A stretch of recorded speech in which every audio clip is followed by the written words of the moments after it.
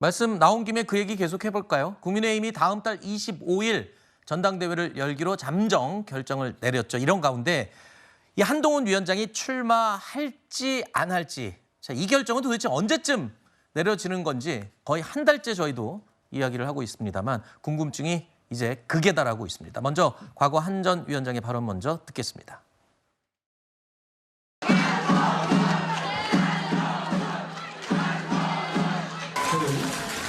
이 직을 맡겠다고 생각하면서 4월 10일 이후에 제 인생을 생각하지 않기로 했습니다. 4월 10일 이후에 제 인생이 좀 꼬이지 않겠습니까? 그 이후에 제 그림이 어떨 것인지에 대한 생각은 제 머릿속에 없습니다. 이 정치라는 무대에서 나라와 시민을 위해 살기로 결심했습니다. 어딜 가나 사람들이 다 주목하고 인생이 복잡해졌습니다. 그랬어요. 원치 않게. 아직 최종 확정된 건 아니지만요. 지금 돌아가는 분위기를 보면 원래 당심 100%를 반영하기로 했던 현행 국민의힘 당대표 선출 방식을 당원 투표 70 그리고 국민 여론 30% 비율로 변경하는 이 방안이 지금 가장 무게가 실렸다. 이렇게 분위기가 되고 있습니다. 뭐 결정된 건 아니지만 사실상 저 분위기로 가고 있다라는 전제를 하고 얘기를 한다면 이제 남은 건 진짜 그야말로 한 전 대표의 출마 선언 여부밖에 안 남았습니다. 그렇죠?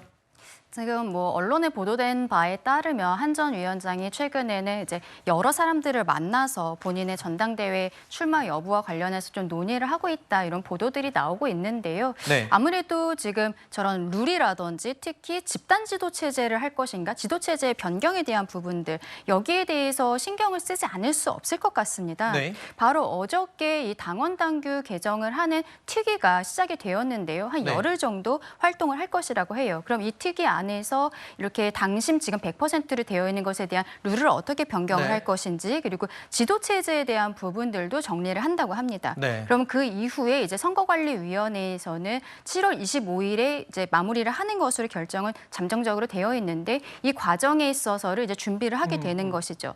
지금 선거관리위원회에서 7월 25일에 전당대회 이 모든 것을 마무리한다라고 했을 때는 역순을 했을 때는 한 6월 말 정도에는 후보 등록을 받아야 되는 그렇죠. 상황입니다.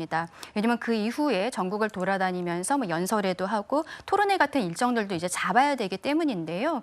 그렇다면은 아마도 이제 6월 말에 그 후보 등록을 하기 전에 본인이 어떠한 비전을 가지고서 나올 것인지 혹은 나오지 않는다면 그 이유라든지 이런 것들에 대해서는 아마도 한동훈 위원장께서 그때쯤에는 의견을 밝히시지 않을까 싶습니다. 강 의원님 이번에 선거관리위원회 이 대변인 맡으셨다면서요? 네, 맞습니다. 저는 그저께 대변인이 되었습니다. 그럼 뭐 하나만 여쭤볼게요. 네.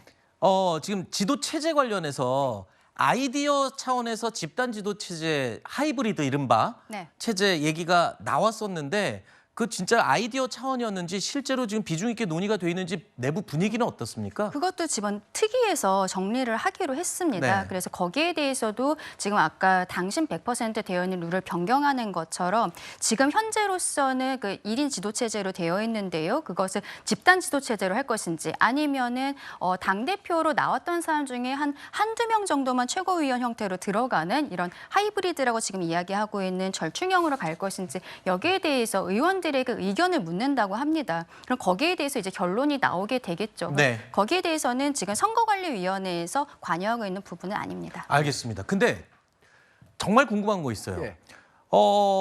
얼마 전까지만 해도 한동훈 전 위원장의 이 대세론이 막 나올 때마다 당권 주자들이 목소리를 납다투어 냈었잖아요.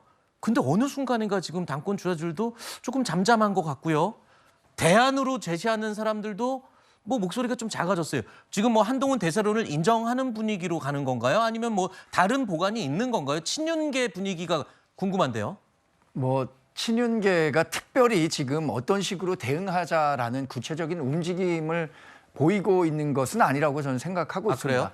그러나 지금의 뭐 말씀하신 대세로는 뭐 여론조사 결과를 구체적으로 언급하지 않다고 하더라도 당 지지자들을 중심으로 해서 굉장히 높은 지지세를 보이고 있기 때문에 이번 그 전당대회에 한동훈 전 비대위원장이 만약에 출마한다면 지금 뭐 출마 가능성을 굉장히 여러 사람들이 높게 보고 계신 걸로 알고 있는데 그렇다면 상당히 유리한 고지에 있다는 것은 경쟁 후보라고 할 수 있는 중진 의원들도 인정하고 있을 겁니다. 네. 그런데 그러면 이제 흥행이 좀 성공하면서 국민적 관심을 받아야 되잖아요. 네. 그런 차원에서 그러면 집단 지도 체제 방식의 선거는 어떻겠느냐라는 아이디어가 있었던 걸로 알고 있습니다. 우리 강전혜 변호사께서는 선거관리위원회에 계신 거고 네. 당원 당규 개정 특위 위원분들과 제가 몇 번 얘기를 나눠본 결과는 집단 지도 체제로 가기는 좀 쉽지 않을 것 같다. 왜냐하면 지금 192석의 범야권, 거대 야권을 상대하는 데 있어서 우리 힘이 여러 개로 좀 분산되는 측면은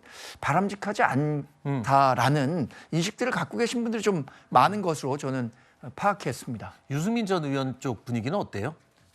제가 그쪽은 잘 접촉 창구는 없습니다만 네. 지금 그 당권에 거론되는 분 가운데는 가장 적극적으로 이번에 나오겠다라는 그렇죠. 메시지를 내고 있어서 이번에 이 당심과 민심의 비율이 뭐 70대 30 유력하게 거론되고 있다고 하잖아요.